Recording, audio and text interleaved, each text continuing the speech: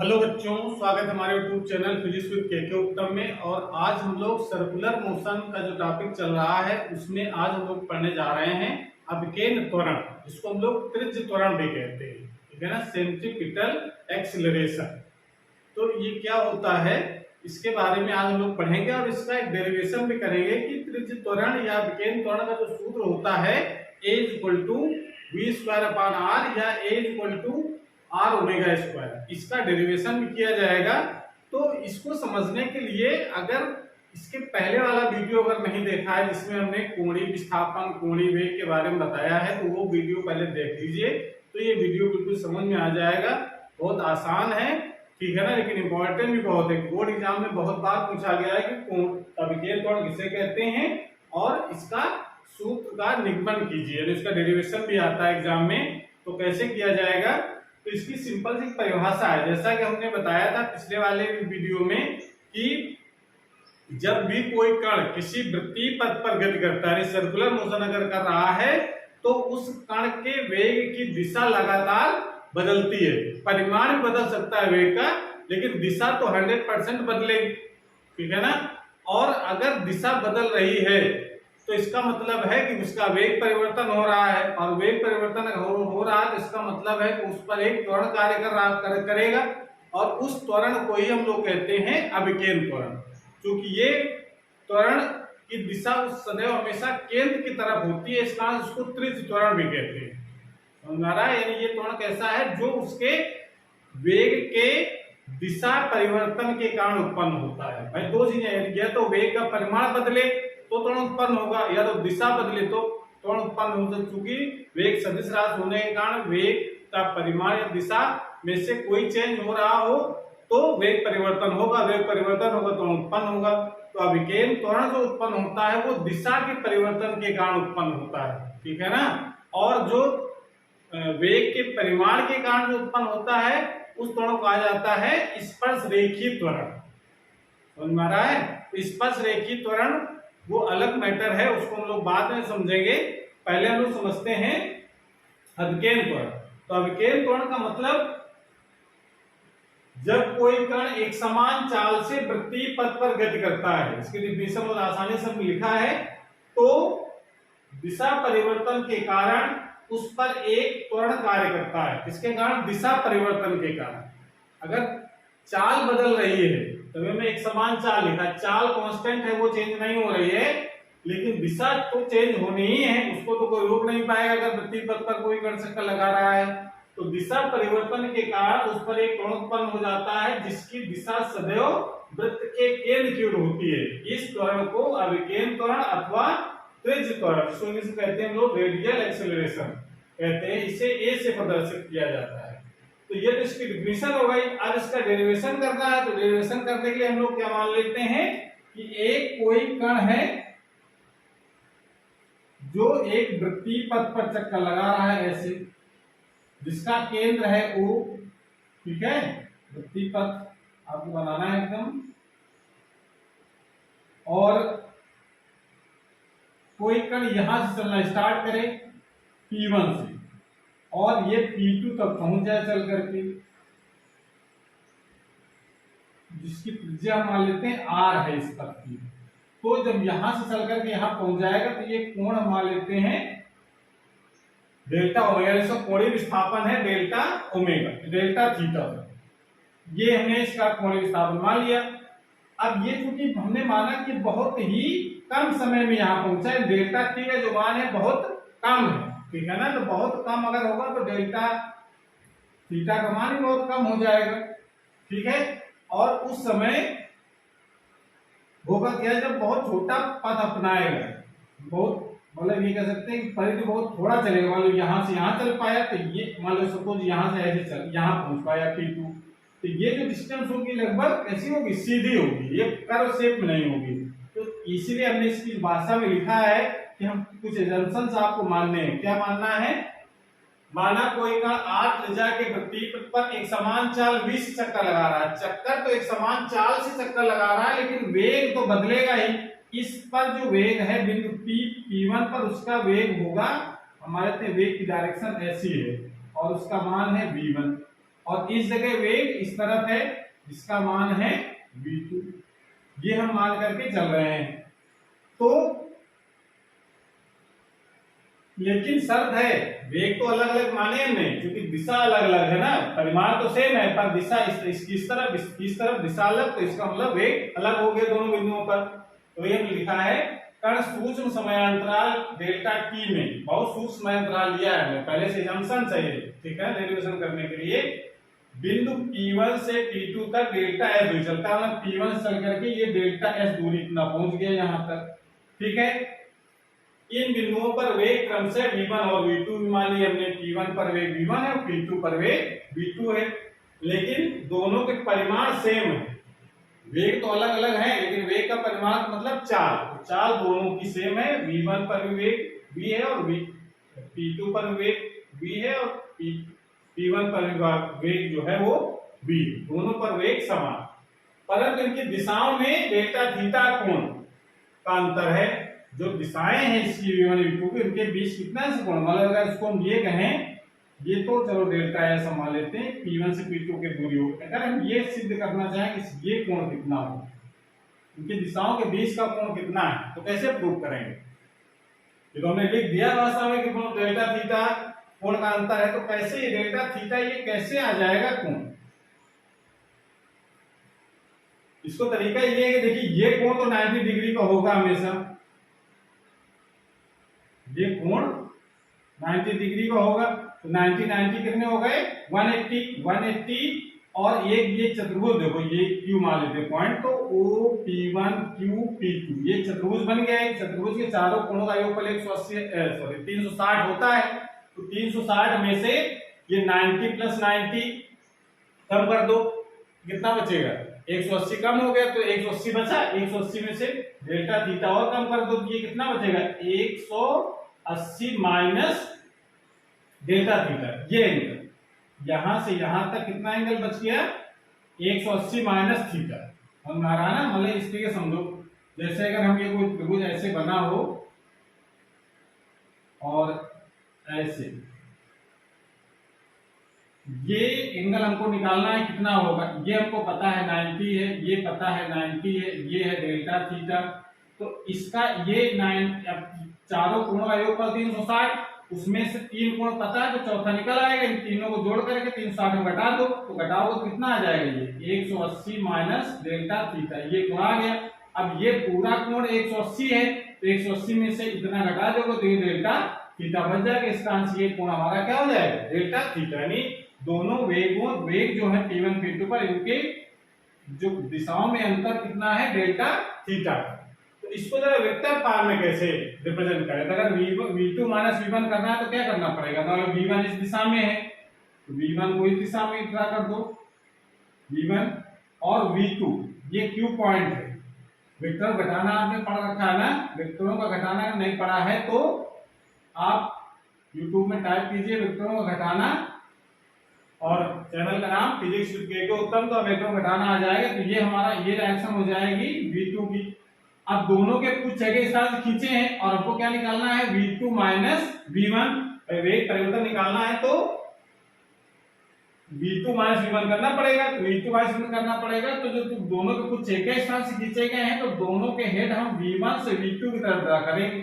ये घटाने का तरीका आपको पता है, इसका मतलब ये जो मान होगा वो किस बराबर हो जाएगा डेल्टा v के बराबर, समझ आ रहा है, यानी v2 माइनस v1 का जो मान होगा किसके बराबर हो जाएगा डेल्टा v के बराबर हो जाएगा। और ये कोण कितना होगा, ये जो कोण यहाँ पर बना हुआ है इनके बीच का, वो डेल्टा थीटा एंगल हो गया, समझ आ गया ना। इस तरीके से ये तो एक वेग में परिवर्तन निकालिए, कितना P1 से P2 जाने में कितना वेग परिवर्तन हो रहा है, यानी v2 माइनस v1 करना पड़ेगा। तो वेक्टर मेथड से हमने v2 माइनस v1 कर लिया, ठीक है ना। दोनों कुछ जगह स्थान से खींचे हमने v1 v2 के, अब v1 माइनस v2 करना है तो v2 माइनस v1 करने के लिए हम v1 से v2 की तरफ एरो बनाएंगे, तो वो प्रदर्शित करेगा, यानी ये मान क्या होगा v2 माइनस v1 वेक्टर, और उसका मान किस तरह हो जाएगा डेल्टा v के बराबर, ठीक है। तो ये सब वेक्टरों घटाना हम लोग सीख चुके हैं, उसी का यूज करते हुए हम ये ट्रायंगल बना लेंगे। आप जरा ध्यान दो, इसको नोट कर लो पहले। इसकी भाषा एग्जाम में कितना लिखेंगे ये भी आपको पता होना चाहिए। इसको नोट करने के बाद फिर हम लोग डेरिवेशन कर सकते हैं। चित्र समझ गया ना क्या करना है? तो इस तरीके से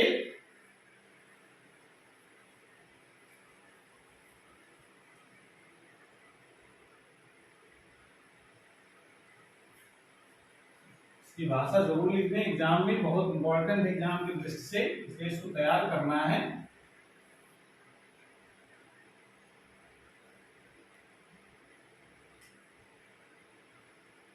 इसकी डायरेक्शन है, ठीक है। तो अब जरा त्रिभुज पर ध्यान दो।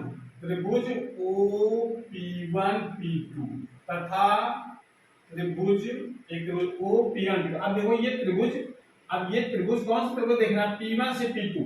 ये कर्व जो शेप दिख रहा है वो हमने इसलिए कर्व दिख रहा है क्योंकि ये हमने दूरी बढ़ाकर रखी है P1 से P2 की, लेकिन बहुत सूक्ष्म समय अंतराल हमने लिया है। सूक्ष्म समय अंतराल लेंगे तो P1 P2 बहुत पास पास में होंगे। जब बहुत पास पास में होंगे तो ये लगभग हमको कैसा दिखेगा, एकदम सीधी रेखा दिखेगा, कर्व नहीं दिखेगा। तो जो त्रिभुज हमको OP1 P2 ये त्रिभुज जैसा लगेगा, ठीक है ना।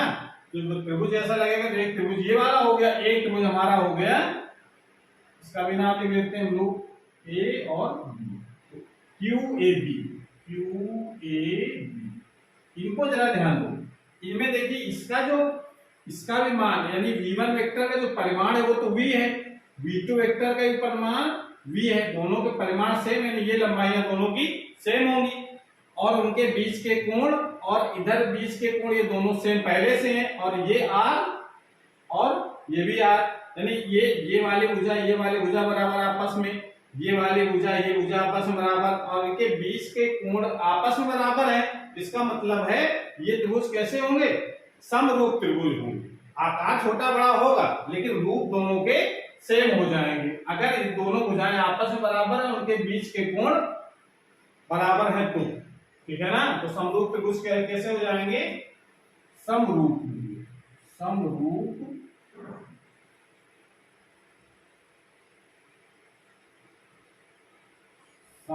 है त्रिभुज OP1 P2 तथा QAB समरूप है, ठीक है ना। समरूप अगर है तो संगत भुजाओं के अनुपात ही बराबर होंगे। तो संगत भुजा कौन से ले सकते हैं हम, डेल्टा S, ये वाली भुजा हो गई, यानी आप P1 P2 बटे O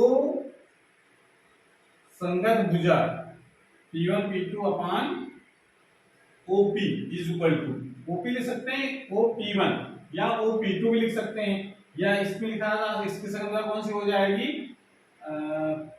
AB अपान QA या QB कुछ भी, ठीक है ना। इसको जो लगाओ जरा, P1 P2 का मान कितना है, डेल्टा S, परिमाण लिख रहे हैं केवल, ठीक है।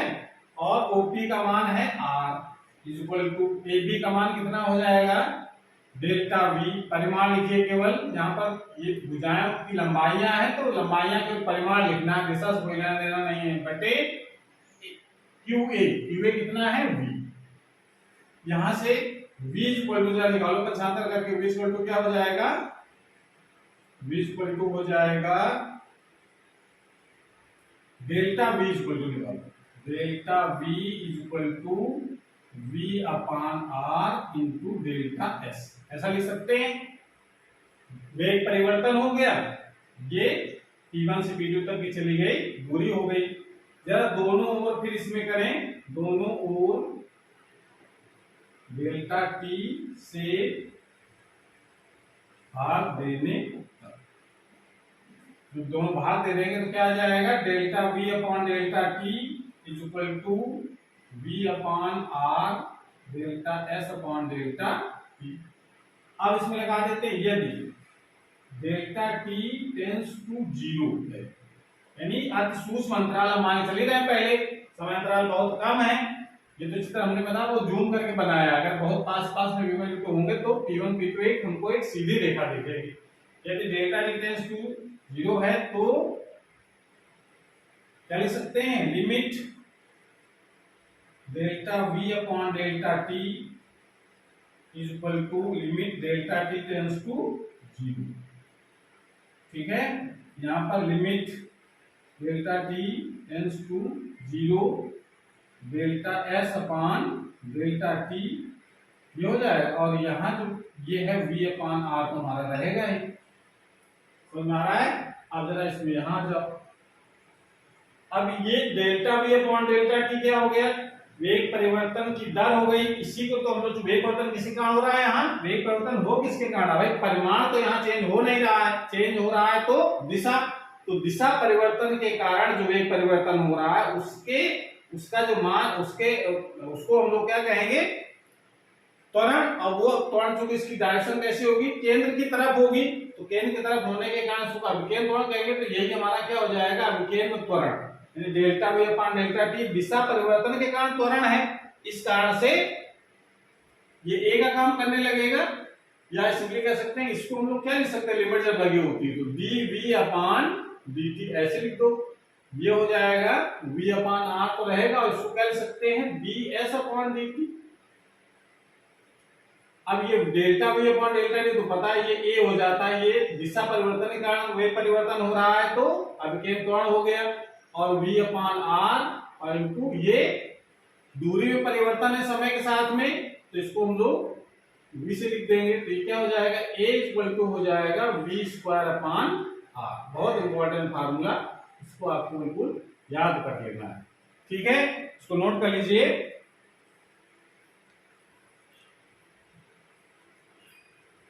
नोट कर लिया।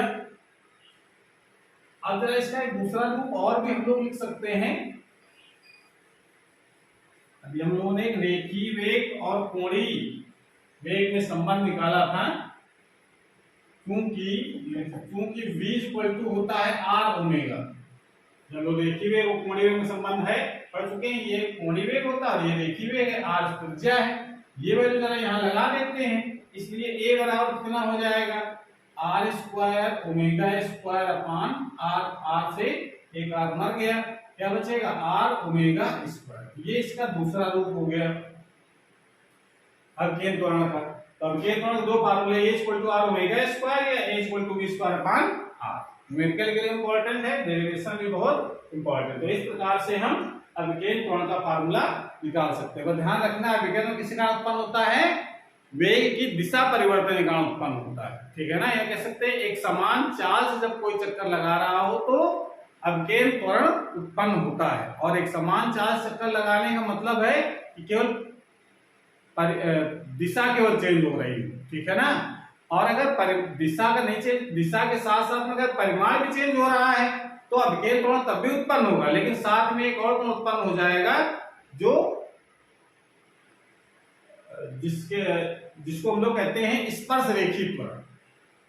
वो कौन सा त्वरण उत्पन्न होता है? जब परिमाण भी चेंज हो वेग का, यानी चाल बदल रही हो, यानी असमान चाल से चक्कर लगा रहा हो तब। ठीक है ना? जैसे अगर कोई कण चक्कर लगा रहा है इस प्रकार से, ये वेग चक्कर लगा रहा है ऐसे v वेग से, एक समान चाल है, उसका परिमाण जो है वो समान, दिशा तो चेंज हो रही है लेकिन वेग का जो परिमाण है वो सेम। तो इसका जो त्वरण की डायरेक्शन होगी वो हमेशा केंद्र की तरफ रहेगी। इसकी डायरेक्शन इस तरफ, इसकी डायरेक्शन इस तरफ, यहाँ पर जो कार्य करेगा उसकी डायरेक्शन इस तरफ, यहाँ जो त्वरण कार्य करेगा उसकी डायरेक्शन इस तरफ। यानी कह सकते हैं कि त्वरण जो हमेशा वो चेंज होगा, लेकिन इसकी दिशा तो चेंज होगी हर समय, लेकिन परिमाण चेंज नहीं होगा। ये भी ध्यान रखना है। जो अभिकेंद्र त्वरण का जो परिमाण है वो चेंज नहीं होता है, चेंज होती है तो सिर्फ उसकी दिशा। जैसे यहाँ पर वेग की दिशा चेंज तो हो रही है लेकिन वेग का परिमाण चेंज नहीं हो रहा है, क्योंकि केंद्र के लंबवत होने के, केंद्र की दिशा में होने के कारण ये कोण तो 90 डिग्री का बनेगा। तो इस त्वरण का इसके वेग के परिमाण पर प्रभाव नहीं पड़ता है। ठीक है ना? केवल लंबवत होने का उसके दिशा में परिवर्तन होता है। तो दिशा तो चेंज होती रहती है लेकिन उसका परिमाण चेंज नहीं होता है इस अभिकेंद्र त्वरण के कारण। लेकिन अगर वेग परिवर्तन हो रहा है, यानी वेग का परिमाण अगर चेंज हो रहा है, यानी असमान गति हो रही है, तो असमान गति होती है तो उस पर एक स्पर्श रेखीय त्वरण कार्य करता है जिसकी डायरेक्शन वेग परिवर्तन की दिशा में होती है। ये इसको हम कह सकते हैं स्पर्श रेखी टेंजेंशियल एक्सेलरेशन, ठीक है ना। इसको हम सेंटीपिटल एक्सेलरेशन कह सकते हैं, एसी से रिप्रेजेंट कर सकते हैं, ठीक है ना। तो ये जो डायरेक्शन होगी वेग, ये वेग का परिमाण चेंज करता है, या वेग का परिमाण चेंज होने से उत्पन्न होता है, तो ये तो हमेशा नहीं रहता। अगर एक समान अगर चाल होगी, एक समान चाल में एक समान अगर चाल है, एक समान चाल में जो स्पर्श रेखीय त्वरण होता है, स्पर्श रेखीय त्वरण यानी स्पर्श रेखीय त्वरण ये वाला ए सफिक्स में थी, ये हमेशा शून्य। एक समान चाल में स्पर्श रेखीय त्वरण शून्य, ठीक है। यूनिफॉर्म अगर सर्कुलर मोशन है तो स्पर्श रेखीय वृत्तीगत, ये कह सकते हैं स्पर्श रेखीय एक समान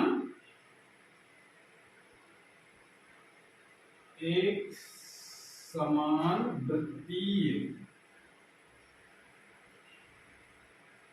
गति में स्पर्श रेखीय त्वरण शून्य होता है, ठीक है ना। लेकिन अगर असमान त्वरण अगर है, असमान गति अगर है, त्वरण नहीं, असमान अगर गति है, नहीं परिमाण भी चेंज हो रहा है दिशा के साथ साथ में, तो स्पर्श रेखीय त्वरण भी उत्पन्न हो जाता है। वो वेग बढ़ने की दिशा की तरफ होता है। अगर वेग बढ़ रहा है तो वेग की दिशा में, वेग घट रहा है तो उसके विपरीत दिशा में होता है। तो इसका मतलब कह सकते हैं कि जो सेंट्रीपिटल फोर्स है और टेंजेंशियल सेंट्रीपिटल एक्सेलरेशन है और टेंजेंशियल एक्सेलरेशन है, इनके बीच में से 90 डिग्री का कोण होता है। तो इसका मतलब है जब वेग परिवर्तन हो रहा हो, वेग परिवर्तन किसी कारण, दिशा और परिमाण दोनों के कारण, तब उनका एक रिजल्टेंट एक्सेलरेशन उत्पन्न होता है, जो अभिकेंद्र त्वरण के कारण उत्पन्न होता है और स्पर्श रेखीय त्वरण के कारण भी उत्पन्न होता है, ठीक है। इस प्रकार से आपको ध्यान रखना है। और हमारे सिलेबस में सब एक समान वृत्तीय गति वाले टॉपिक हैं, तो इस चीज को ध्यान रखते हुए हम केवल अभिकेंद्र त्वरण के बारे में ज्यादा जानकारी उपलब्ध करेंगे। तो बस ये एक महत्वपूर्ण चीज, स्पर्श रेखीय त्वरण जो उत्पन्न होता है वो वेग के परिमाण चेंज होने के कारण उत्पन्न होता है, और जो अभिकेंद्र उत्पन्न होता है वो दिशा चेंज के कारण उत्पन्न होता है। वृत्तीय गति अगर हो रही है तो इसका मतलब है कि अभिकेंद्र त्वरण तो उत्पन्न होगा ही, क्योंकि दिशा तो चेंज होनी है, ठीक है ना। लेकिन स्पर्श रेखीय त्वरण जरूरी नहीं है कि उत्पन्न हो। अगर चाल बदल रही है, ठीक है ना, यानी असमान चाल से वृत्तीगत हो रही है, तब तो स्पर्श रेखीय त्वरण होगा, वरना उसका मान शून्य होगा एक समान चाल। तो इस प्रकार से इसका रिविजन कर सकते हैं। तो आज क्लास हमारी पर समाप्त होती है। अगर ये वीडियो अच्छा लगा हो तो उसको लाइक करें, अपने दोस्तों को शेयर करें, और चैनल अभी तक सब्सक्राइब नहीं किया चैनल को सब्सक्राइब करें, जिससे नई जो वीडियो अपलोड हो उसकी नोटिफिकेशन आपके पास सबसे पहले पहुंचे। पढ़ाई करते रहिए। Thank you.